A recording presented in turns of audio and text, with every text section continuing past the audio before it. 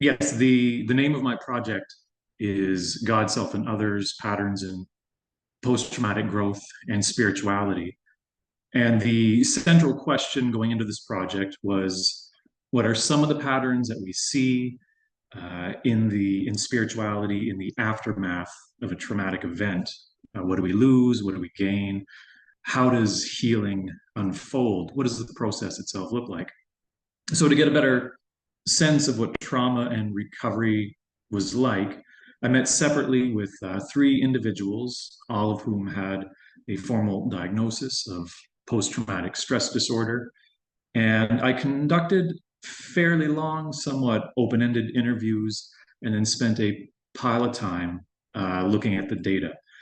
The people that I met, they were all very different, different in every conceivable way, but the similarities in terms of the feelings and the experiences were apparent right out of the gate. The data itself, it confirmed my basic sense of the process, but the key finding from the data totally changed my sense of what's at the heart of trauma and recovery. And there was a second unexpected gift actually that came, which changed me in a very profound way. So we're going to talk about all of this. But first, I want to share something from one of my favorite artists.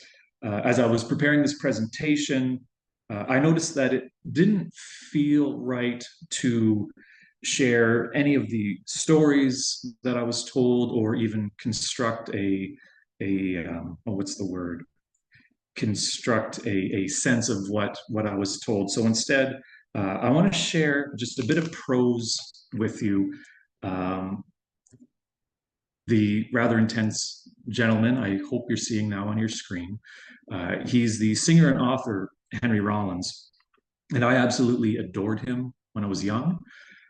He was the most intense performer during an era in music when emotional intensity was the thing. His work drew energy from the abuse that he suffered as a young person, his feelings of alienation, his rage, and so on. And so I want to share something that he wrote after his best friend was murdered in front of him during a home invasion. And I want to share this because Henry captures some of the essential moments of trauma. So his story could be anybody's story. And second, emotional resonance, attunement, affective contagion, and dissociation all emerged as really important themes during this project. And this is the surprise gift that we'll come back to a little later. So to get started, here is Henry Rollins speaking from a place of deep trauma in the aftermath of his best friend's murder. And as I read this, I invite you to notice what you feel in your body, in your heart. Notice the thoughts that may arise as I read a short excerpt from one of his books. December 19th, 1991, part of my life ended. My best friend was murdered on my front porch. He never hurt anyone. The man who shot him in his face never knew his name. I'm still alive, sort of. But from now on, my life is without purpose, without inspiration, a mask I will die wearing. I stood over your dead, cold body, Joe, and I stared down. All your mother's relatives were standing outside, and you were so still. Were you scared like I was? What were you thinking? I've been thinking a lot about hanging myself. It's always the same white extension cord. I think of the house and the gunshots, your blood pooling in the dirt. It's been 2 weeks and you haven't called. So it's important for me to start with this because it's really easy to lose sight of what trauma is. Mainline Protestants tend to struggle with feelings. We prefer to go off into sanitized intellectualism and talk about the problematic.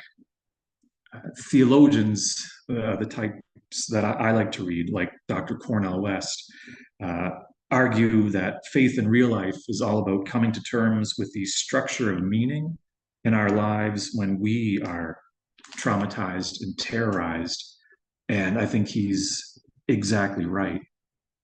Uh, Dr. Carol A. Newsom, she's one of the world's leading Job experts.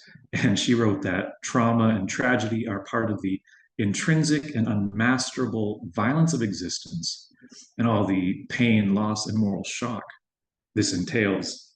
And again, I think she's exactly right. Life entails violence and catastrophic loss, thus navigating trauma, surviving trauma, and coming back from trauma. That isn't marginal to theology. It is in my view, a central and abiding concern.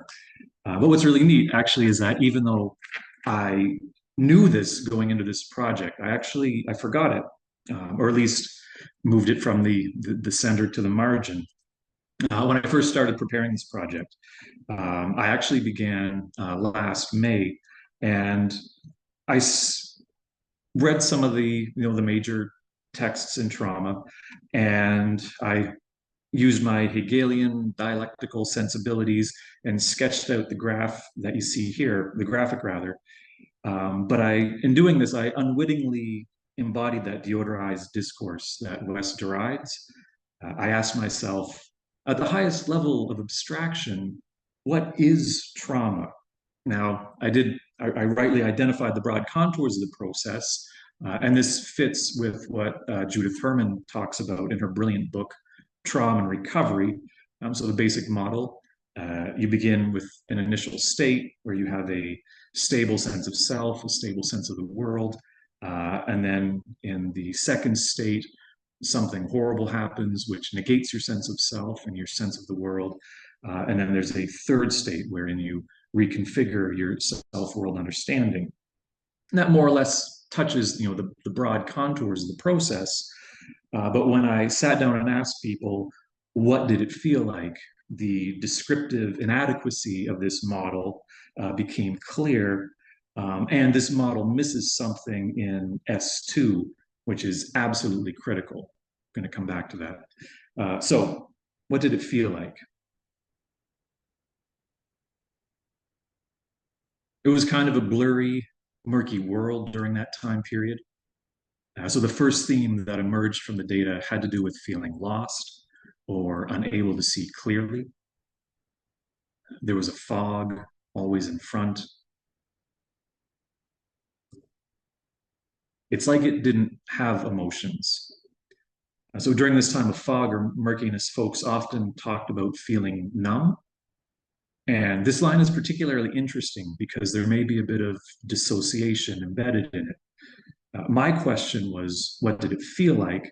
And the answer could have been, I didn't feel anything at first. Uh, and it doesn't feel, but a person feels. So the dropping of the I in this response is kind of interesting. And it also makes me wonder a little bit about the nature of memory. Is it the case that when I am disconnected from myself and my feelings, I am not there? Thus, when I speak about a traumatic period in my life, I won't use first person language because the trauma feels like it happened to someone else. Really interesting thread there, which I did not have time to explore. A lot of the darker, shadowy, murky feelings or emotions would come up for me. Across the board, folks talked about emotions resurfacing as time went on. And it's interesting to see someone else use that same term, murky. There were a lot of emotions that I wasn't prepared for. It was a roller coaster of nothing to everything, right back to nothing.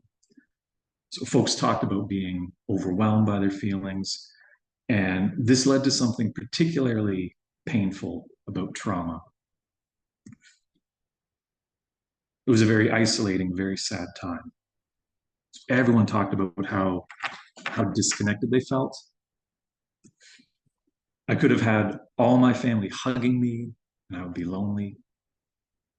So when reflecting on the data, it would appear that internal disconnect makes connecting with others difficult, and this becomes a real problem. So the person who survives trauma, they've gone through something awful, but they cannot connect with the people that they typically go to for comfort, safety, and for connection. So instead, you end up feeling lonely, disconnected, even when you're with the people that you love the best. It was just a spiral of all the reasons why you were broken, why you're not enough. And to me, this gets close to the tragedy that is at the absolute heart of trauma. People often think that what happened is in some way their own fault, so they experience feelings of shame and guilt. All manner of false and punitive cognitions arise, which make them want to pull away all the more, and thus trauma can become a downward spiral. So, what did people answer when I asked the question, what did you lose? I lost connection to my spirit. I lost trust in my instincts. I lost the safety that I used to live in. I lost the ability to feel. I lost the ability to give, to receive, and give love. So a year ago, I looked at trauma as a kind of self-world negation, but after going through the data, I see it differently now. The data points to the primacy of the disconnection we experience, and that is, in my view, the key finding of this entire project.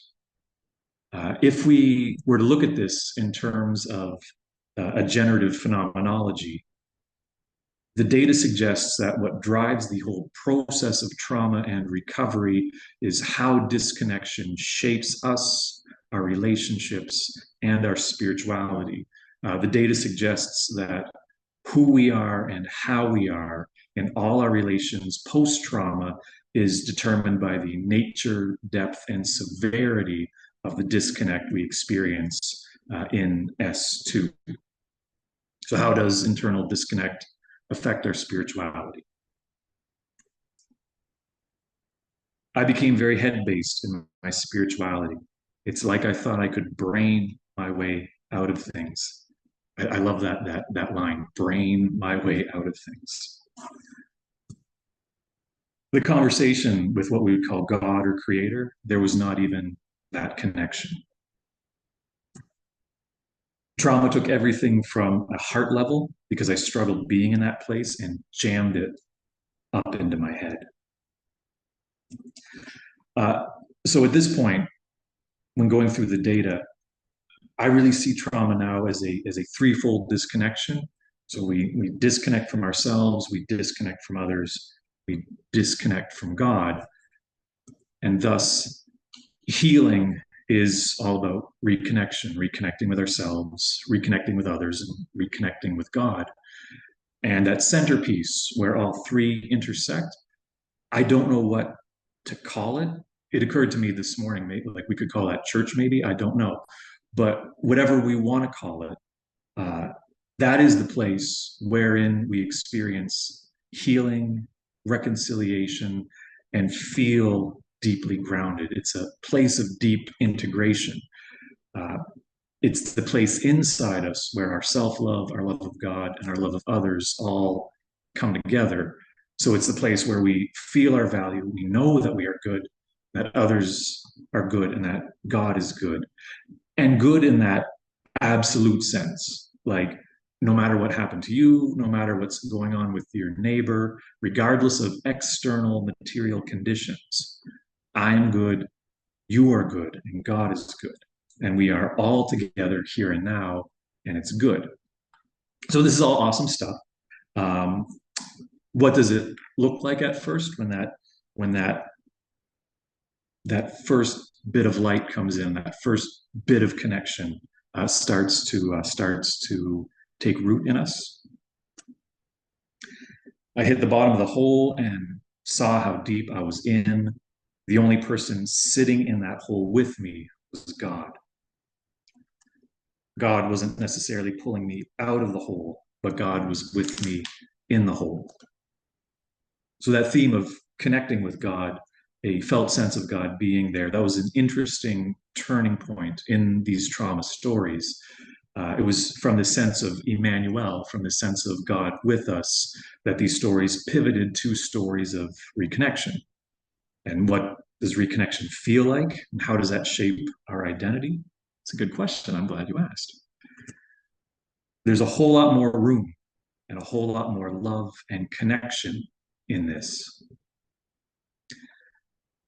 I'm love that is at the base of everything and anything and nothing.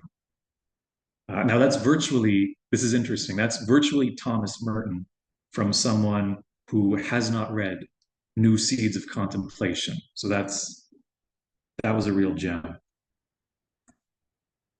I have a greater ability to listen and a greater ability to empathize with people. So connecting with ourselves, connecting especially with our wounded selves, is a necessary precondition for connecting with others in their pain. And apologies for the strong language, but again, in their own words, I'm a effing spark of God, man. So, I mean, talk about coming back from hell, from literal hell on earth, with a radically different sense of self. So this is all beautiful stuff. Who wouldn't want to be a pastor and journey with people as they go through this process of trauma and recovery, right? Well, not so fast. If we recall 30 some slides ago, I mentioned emotional resonance, attunement, affective contagion, and dissociation. So this was the unexpected gift that grad project gave me this year.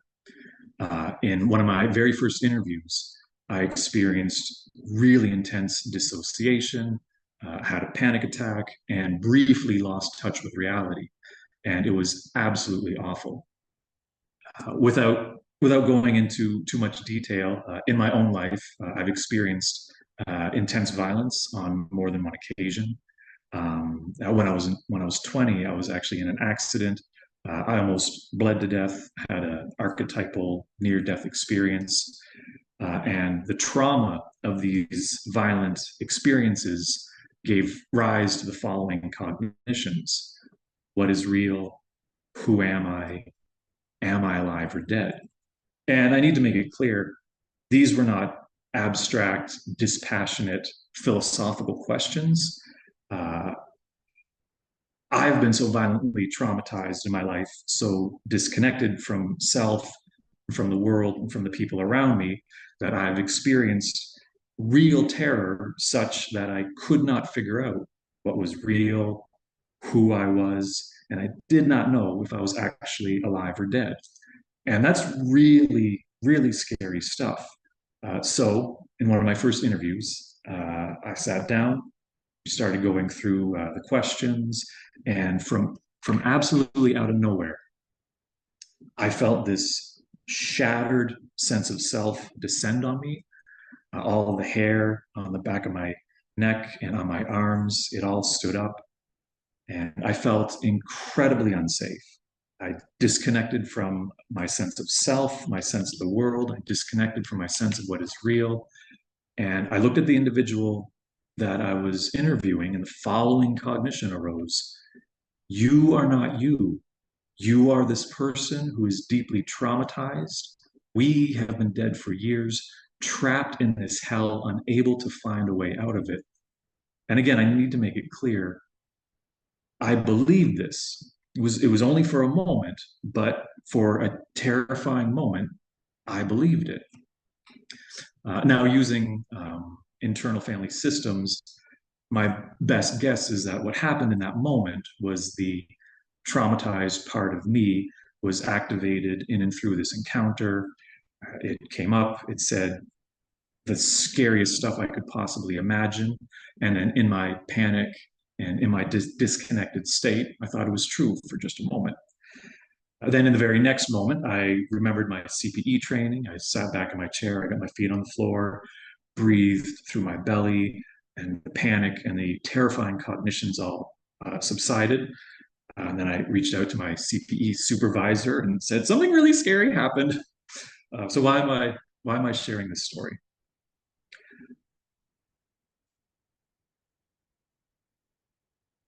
Everybody loves Easter morning. Good Friday sucks. And if in your own life, if you have experienced violence, humiliation, or degradation, to the degree that that trauma lives in you and you have not yet found a way to sit with it, that trauma will limit your ability to sit with others. To say it theologically, until you can rest in the shadow of the cross, until you make peace with the intrinsic and unmasterable violence of existence and learn how to make space for all the pain, loss, and moral shock this entails, there will be real objective limits to your ability to come alongside others. And so I want to close my presentation by sharing something a very wise woman told me.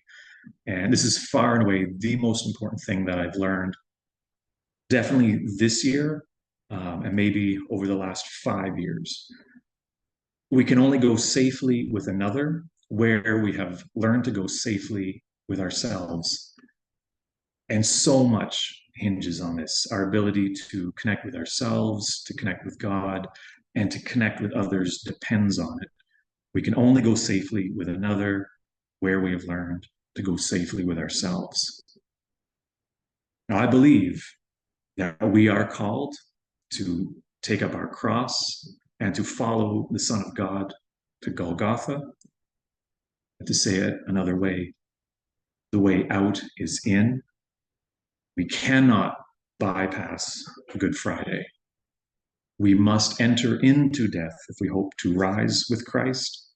We do not rise with Christ on Easter morning unless we die with Christ first. There is no other way. That is what Lent is all about. We are journeying now to Jerusalem together, and it is going to be hard, but the way out is in. Amen. So that's the whole shoot match. Of course, I had to do a homily at the very end. My apologies. It's just a reflex. I think at this time, we open it up to the floor to questions or comments, or maybe where this research might be going. Chris, thank you. We're going to turn it over to questions. We have questions online, and we have questions here in Halifax. Ruth? Again, just state your name. We won't be able to catch you on camera unless you come up here.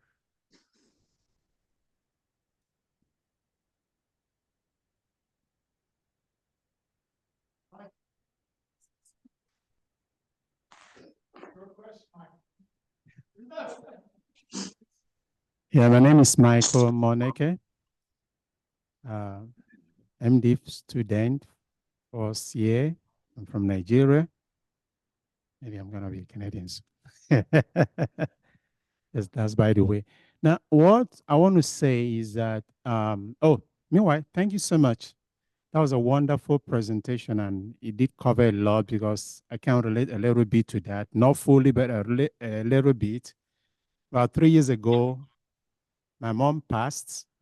Sometimes I think I lose words on how to describe whether she passed or, because of the circumstance surrounding her death. And that's why I say I can relate to that, because 2 days before she passed, I didn't know she was sick. Then my younger sister called me and said that she's in hospital, but it wasn't something serious anyway. And later she called and we spoke, because I was in a different town altogether where I work in the university. And we spoke. Each time she ends with, I love you. That's my mom. All of us, we were 10. And then by then she was about 81. And the next day, someone was taking care of her because everyone has left home. The person called me and said, they are trying to give your mother, they are trying to put, drip on her. She was a trained nurse, and she's saying no, but the nurse is insisting. This was over phone, and I mean, there was a distance of about maybe 100 and something kilometers between us. So I couldn't leave the job. So I asked the caregiver, I said, can you please give the nurse the phone so I can talk to her? And at the background, I had the nurse saying, I can't take the phone, I can't take the call, you know, that kind of stuff. I said, tell her that I'm not an outsider, I'm one of her sons, but the person that is closest. The nurse kept saying, I can't take that call. Then I said to the caregiver, tell the nurse that she should not administer, the drip. My mom said she doesn't need it. Because she said, no, she knew at that point she doesn't need it. You understand, medically speaking. And the nurse was saying, we must give it. Oh, at that moment, I felt like I could leave that building and appear in the hospital. You understand? I mean, I felt so bad. Then at a point, she said she wasn't going to talk to me. That's the nurse. After there was a loss in communication. And the next 2 hours, the caregiver called and said, your mother is gone. Oh, for me, it was, I thought I used to be a strong person. But that moment was so bad for me. You understand? And then I started making calls to my siblings. They said they've gone to pick her from the hospital, that they're going towards the morgue. I said, I'm going to the hospital. They said, Mike, don't go to the hospital. We know you won't, we know what you're going to do. I said, she killed my mom. That was what I was saying. You know, I felt so bad. So what you discuss is very real. At that point, it took, actually what saved the situation, because it was like I lost control of who I was or who I am. I was driving out, trying to get ready to start making the move towards where my mom was staying, about 100 and something kilos.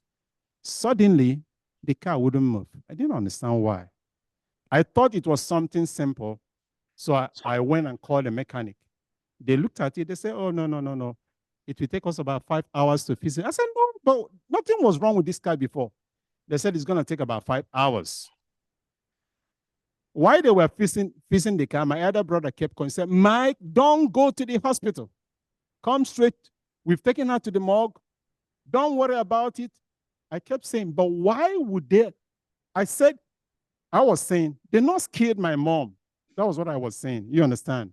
So they kept, the communication was, between me, and they kept saying, don't go to the hospital. They felt that I was not in the right frame of mind. I might do something stupid. And really, I planned to do something. No, that's the truth, because I felt so bad. One, the nurse didn't want to take my call. Secondly, they were asking my elder brother that we have to pay for the hospital. I told my brother, why would you pay? They killed my mom and they're asking you to pay again. You understand? So after about 5 hours, by the time the car it was getting late, I couldn't go to the hospital. But what I'm trying to say in essence is that the only thing that made me to walk, that doesn't look like big, because somebody could say my mother was a bit advanced, 81, but the way I felt, it was only my faith that brought me out of that. Let me say this, I don't mean to be bad, but a bad person. But I told someone, I said, if not for God, I could burn down that hospital. No, trauma is real. It's very real. And I believe that for ministers, we should know how to handle it, talk to people who are involved in trauma, how to bring them out, because it's real. It's real. Up to today, I've forgiven those people, but when I remember, sometimes I still cry. You understand? Absolutely. Thank you, Mike.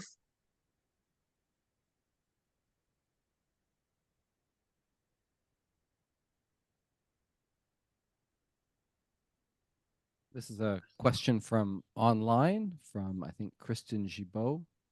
Your graphic had me wondering, among your research interviews, did you come across someone who never had the first experience of an S1, a stable self? I work with youth who have been born and lived through chaotic and chronic stress environments. how would those individuals experience a closeness to God? Yes, that's a good question. So with the three individuals that I spoke with, I think what you're asking about is complex PTSD, um, or developmental PTSD. And so the folks that I spoke with, none of them had that. That wasn't part of their experience. But yeah, I think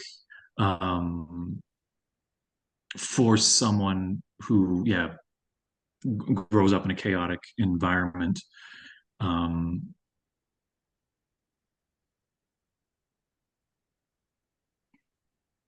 bear with me,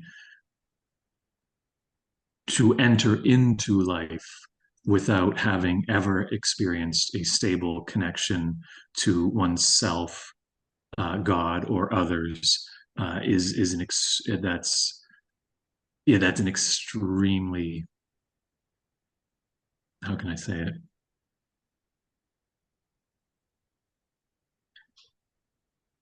Yeah, that you're starting life at an extreme deficit. Absolutely. But yeah, sorry. Did I answer the question there? Sorry, I got lost partway in the answer.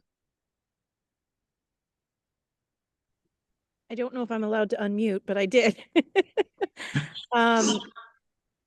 I'm more of a working layperson within my church, and so a lot of the youth that we seem to attract have been born into that extremely chaotic environment, and they don't have a relationship with God to begin with. And so I can appreciate what you were mentioning about those who had a stable self. I just wondered how you might go about who didn't have a stable self to begin with, how you might help them begin to see that relationship with God. My sense is, and this is kind of my answer for everything. Turn to Mr. Rogers. Turn to Mr. Rogers. I think with him, like Mr. Rogers, he was an ordained Presbyterian minister, and also with a deep background in child development, and he understood that the starting place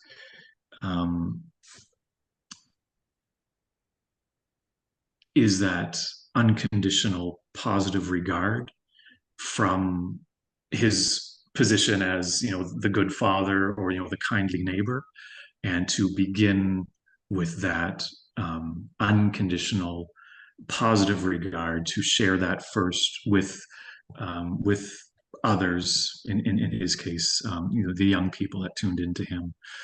And there's a sense, I believe, that if someone who's coming from a place of complex PTSD or developmental PTSD, to dare to even begin to believe that someone might like them as they are, to even just open that door a little bit, to think that I'm actually, there's some beautiful words actually in Bessel van der Kolk's big book on The Body Keeps the Score, but to believe that one isn't fundamentally dirty and despicable, that love that Mr. Rogers or someone like yourself, that unconditional positive regard that you can share, that is the medicine. That is the medicine that young people coming from that background need. And then from there, then you can grow out from other theological conversations. But before we get into those larger abstract theological things, it's a matter of, I think you're wonderful just as you are.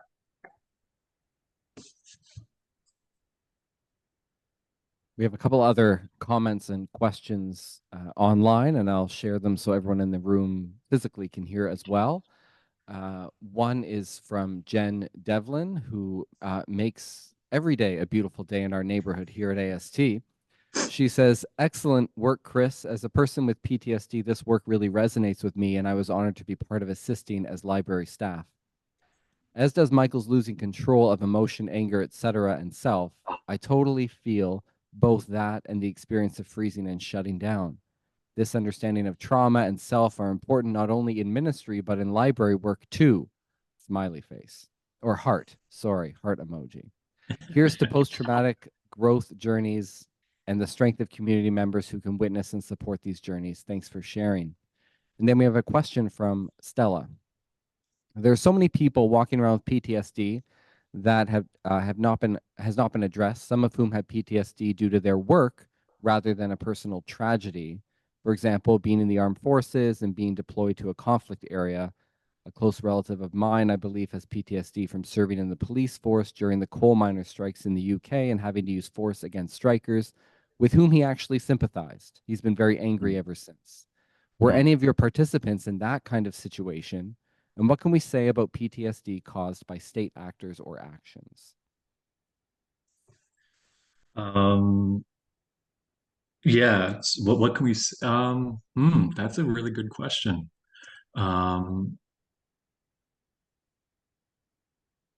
I won't, for confidentiality purposes, I won't answer the first question about the specific experiences of my participants, but the basic point, yeah, and this is something that really came out in looking at Judith Herman and Besser van der Kolk, and Gabor Mate, actually, in their work. Their perspective is that PTSD and trauma is ubiquitous. And so that idea, and actually in the history of it, there was a real strong incentive to deny the reality. So going all the way back to World War I, to deny the reality of shell shock, to say, this is just cowardice. There's nothing wrong with trench warfare. It's not going to affect you in any way. There were real incentives to minimize. And the arguments that Bessel, van der Kolk, and Judith Herman put forward is that that PTSD is ubiquitous, and that we make a real mistake when we think that we have to define PTSD in terms of some external mind-independent reality. Whereas, no, if we want to talk sensibly about PTSD, we have to situate it as something internal. So, because we don't want to get into that situation where we say, oh, you can't have PTSD, you never went to war, that PTSD in their mind needs to be defined in terms of it's an internal brain state. And there's various ways in which people can end up there. I'll give you a simple example from my own life. I spent a decade, and I think this answers your question, or at least gets close to it, Stella. I spent a decade at a funeral home, and I didn't know anything about trauma when I was there. But one of the things that I noticed was that place was like a wood chipper for young people. Young people would come in, they would have really no idea what they were getting into. And within 2 years, they would have serious stress, anxiety, and how can I say it? The amount of people that probably passed through there with PTSD, it's quite horrifying to think that this is just a normal part of society, that there are, how do I say it, that the workplace itself, an ordinary workplace, can be it can be dangerous and can actually give people PTSD, and all of this happens, and all of it is sort of invisible. Anyway, does that get close, Stella, to your question?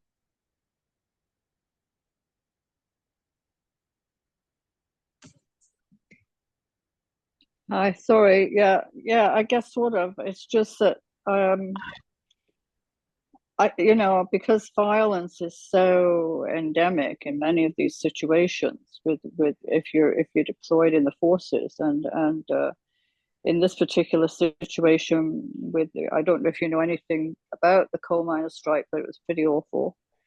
My relative was deployed with other people to basically put down the strikers. Are very, very, very quite violent. And it's having to be involved in that kind of situation where you perhaps have sympathy for the people on the other side, or to actually shoot and kill somebody in the forces must be really traumatic. I mean, it's it kind of I guess cuts a knife through. If you've been brought up with the idea, you're supposed to love your neighbors as yourself and this kind of thing, then I think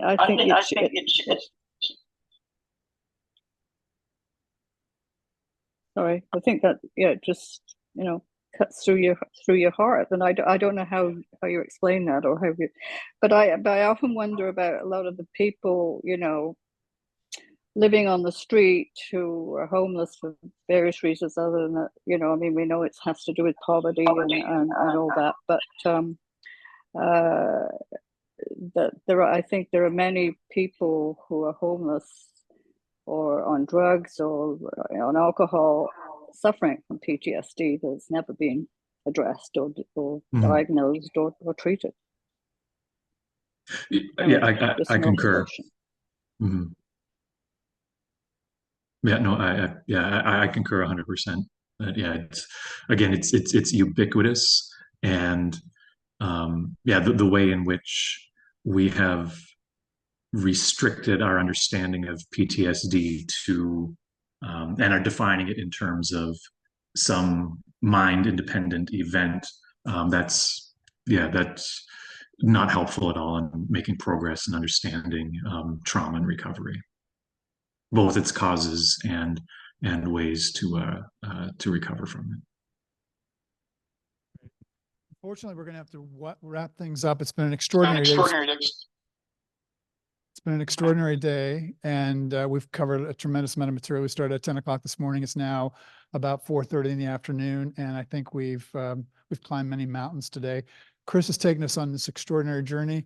Let's say really quickly, I grew up in a household where my grandfather had fought in the First World War and had a problem with alcohol. I have said this before. People said, "Oh, my grandfather had a problem with alcohol." I got to know my grandfather, and my grandfather didn't have a problem with alcohol. He had a problem with war.